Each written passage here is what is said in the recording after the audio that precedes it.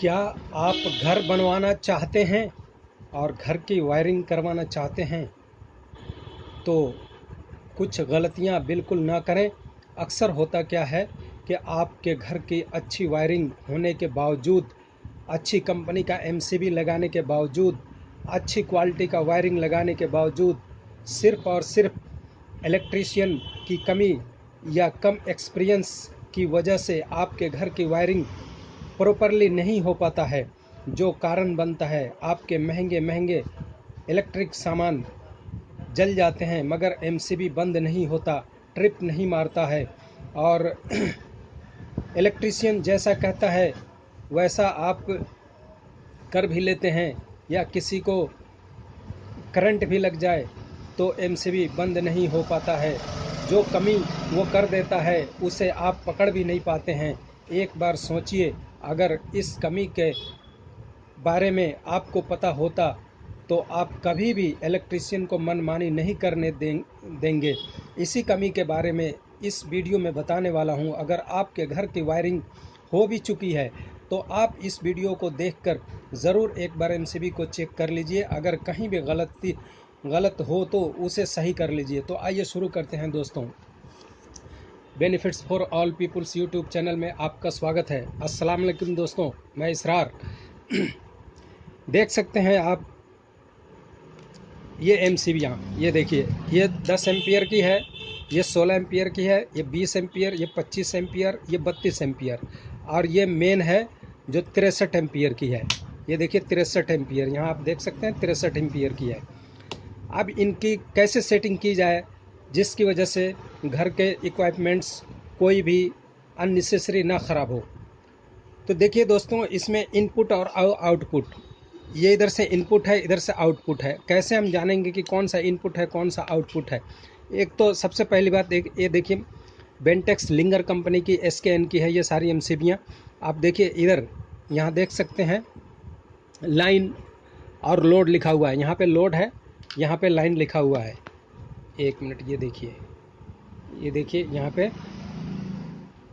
लिखा हुआ है लाइन और लोड। ये लिखा हुआ देख करके भी आप पहचान सकते हैं। और अगर उससे नहीं लिखा हुआ नहीं समझ में आ रहा है तो सबसे बेस्ट तरीका इसका जो बता रहा हूँ, ये देखिए, ये जैसे ही हम एमसीबी पर हाथ रखते हैं तो ये एक तरफ को देखिए एकदम से भागती है। ये जिधर को भाग रही है ये नीचे नीचे गिर जाती है। देखिए जो नीचे गिर जाती है इस तरफ इनपुट होता है हमेशा। और ये देखिए ये 50, देखिए आधे पर हमने बिल्कुल इसको खड़ा कर दिया है और छोड़ेंगे तो ये उधर नहीं जाएगी, इधर ही आएगी। देखिए इधर आ रही है, इसका मतलब इधर से इनपुट है और इधर ये बंद की हालत में है, ये बंद हो जाएगी।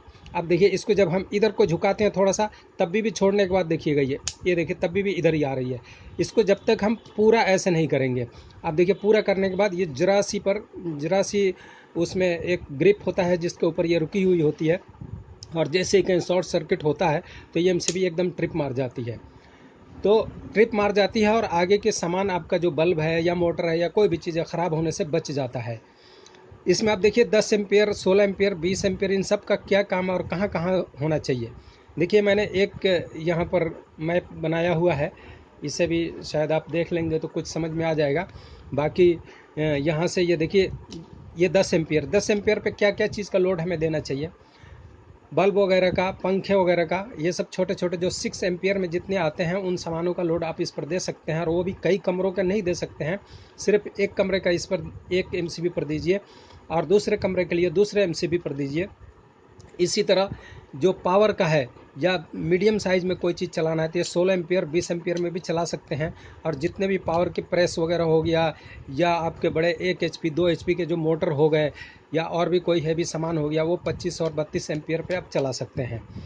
और ये 63 एम्पियर है, इसमें आप एसी भी यहाँ से चला सकते हैं। एसी चलाना है तो यहाँ से डायरेक्ट आप कनेक्शन देंगे और इन एमसीबीयों का उसमें काम नहीं रहेगा, यहाँ से डायरेक्ट कनेक्शन हो जाएगा। अब देखिए इसको मैं चालू करके आपको दिखा रहा हूँ। ये देखिए इस बटन को चालू किया, ये बल्ब जल गया। ठीक है दोस्तों, और ये एमसीबी से जैसे अगर यहाँ कोई दिक्कत होती है तो यहाँ जैसे शॉर्ट सर्किट होगा तो यहाँ से ये ट्रिप मार जाएगी, ये एमसीबी बंद हुई और ये लाइट बंद हो जाएगी। इस तरह से ये चालू होती है। ये तो 10 एम्पियर पे हो गया सारा, बल्कि एक 6 एम्पियर की आता है, वो मैंने लगा नहीं रखा है यहाँ पे। 6 एम्पियर पे भी आप ये सारी छोटे छोटे चीज़ों का लोड 6 एम्पियर पे भी दे सकते हैं।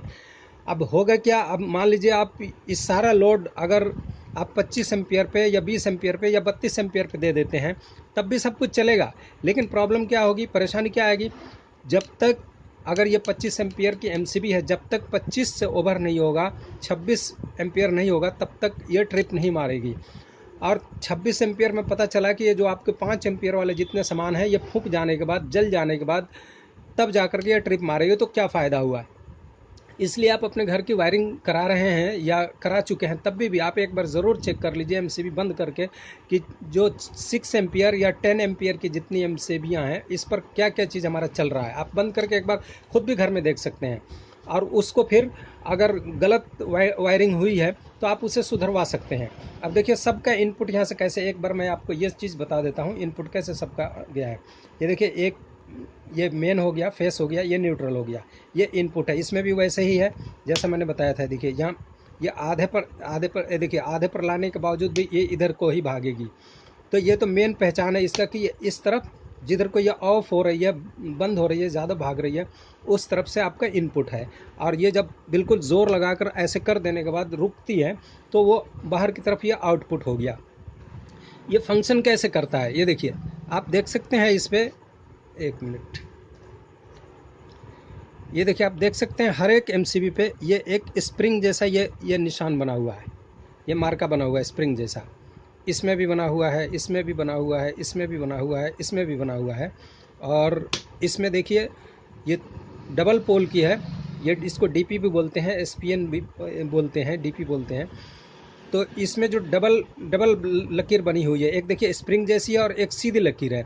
तो ये, और एक इसकी बटन आप देख सकते हैं, ये लाल है और ये हरे रंग की है, काली भी हो सकती है, हरी भी हो सकती है।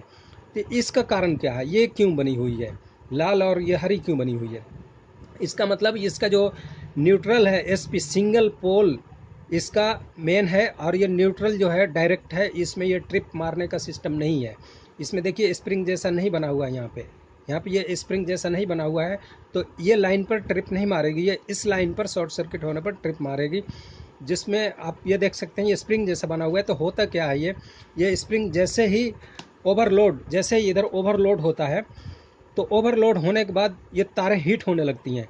तो इन सब से एम्पियर के हिसाब से इनके अंदर स्प्रिंग, बहुत बारीक बारीक स्प्रिंग लगाई गई होती है, जो कि स्प्रिंग जैसे ही ये तारें हीट होनी शुरू होती है, या आपका सामान कोई भी फूंकने पर आता है या हीटिंग होने लग जाता है, तो उससे पहले ये हीट होने लग जाता है। इसके अंदर की जो स्प्रिंग है ये हीट होने लग जाती है, और हीट हो करके वो स्प्रिंग फैलती है। और जैसे स्प्रिंग फैलती है, तो चूंकि ये स्प्रिंग पे ही रुकी हुई है, जैसे स्प्रिंग फैलती है बस ये ट्रिप मार जाती है, और यहीं से लाइन डिस्कनेक्ट हो जाता है, और जिससे आपका आगे का सामान ख़राब होने से बच जाता है दोस्तों।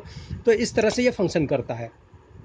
तो आप जो मैंने अभी बताया, इस तरह से आप चेक कर सकते हैं इनपुट और आउटपुट को।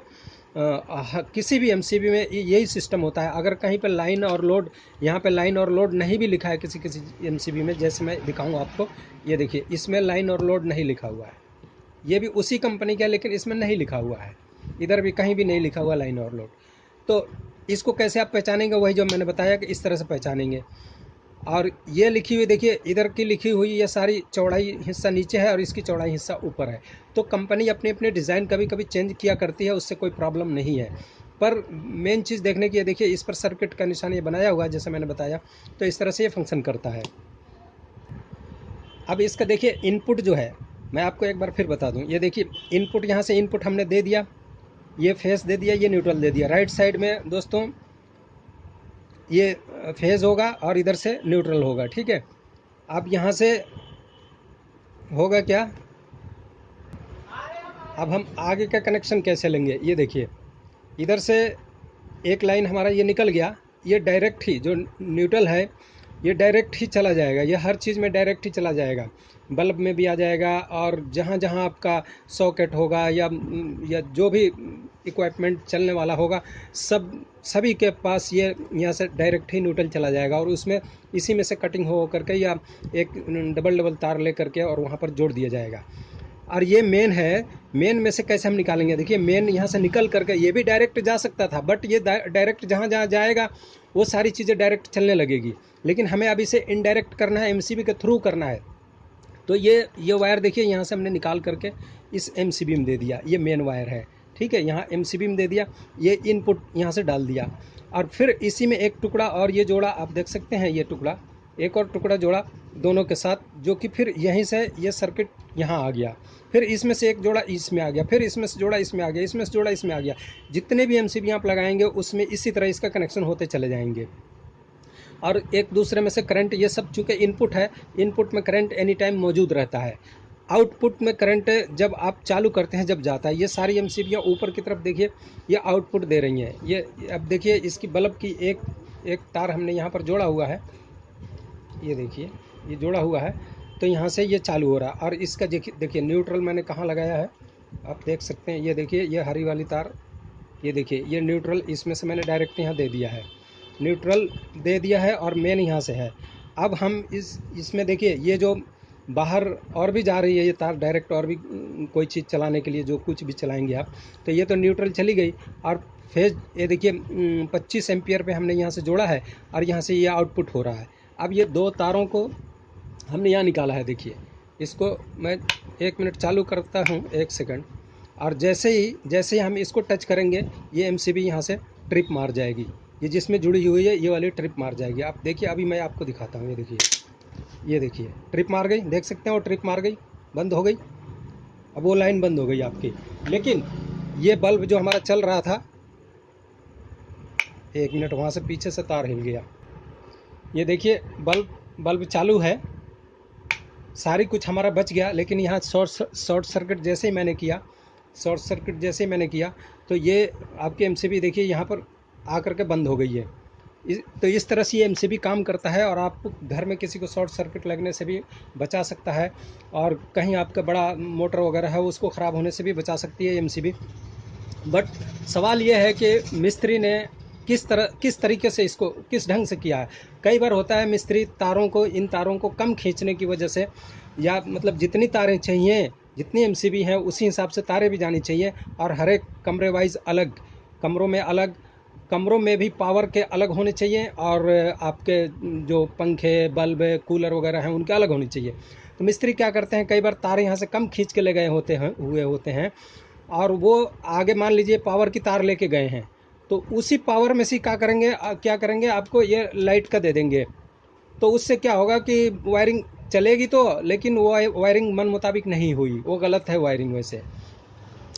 और कई बार क्या करेंगे, अगर लाइट की तार लेके गए हुए हैं और वहाँ पे पावर की ज़रूरत पड़ी, आप पहले से तार उन्होंने नहीं खींचा इलेक्ट्रीशियन ने, तो वो क्या करेंगे, लाइट में से ही पावर दे देंगे। ये चीज़ें आप लोगों को समझ में नहीं आती है, और मिस्त्री करके आपको चालू करके दिखा के चला जाता है, लेकिन आप लोगों को ये समझ नहीं होती है कि ये एक ही लाइन में से पावर में से ही वो भी दिया है, 6 एम्पियर भी दिया है, और 32 एम्पियर भी उसी में से दिया है। तो ये चीज़ गलत है दोस्तों। 32 एम्पियर में होना चाहिए, मोटर वगैरह के लिए होना चाहिए, और एसी के लिए आपको 63 एम्पियर होना चाहिए। इसी तरह ये जो 6 एम्पियर और 10 एम्पियर ये लाइट के लिए होता है, पंखे के लिए होता है, कूलर के लिए होता है। ये 16 एम्पियर भी मीडियम कोई चीज़ है आपके घर में, अब जैसे 32 एम्पियर है, 25 एम्पियर या गीज़र वगैरह के लिए भी है। तो इसमें ये सारी लाइनें इस तरह से वायरिंग होती है, और सबका यहाँ से आउटपुट बाहर से जाएगा, और इसी तरह वायरिंग सारी चीज़ों में घूमेगी। ये आप नक्शे में देख सकते हैं, ऐसे मैंने बना दिया है एक टेम्पोररी सा, थोड़ी सी समझ सकते हैं आप इसको। मैं एक बार ऊपर उठा के दिखा देता हूँ, ये देखिए, ये ऐसे देख सकते हैं आप, नज़दीक से देख लीजिए इसमें ये किस तरह से हुई है वायरिंग। तो इस तरह से ये होती है वायरिंग दोस्तों। और ये वीडियो आपको पसंद आई हो तो इसे लाइक शेयर सब्सक्राइब ज़रूर करें, और मैं समझता हूँ कि बहुत कुछ आपको सीखने को मिला है। फिर मिलेंगे किसी अगले वीडियो में, तब तक के लिए थैंक यू दोस्तों।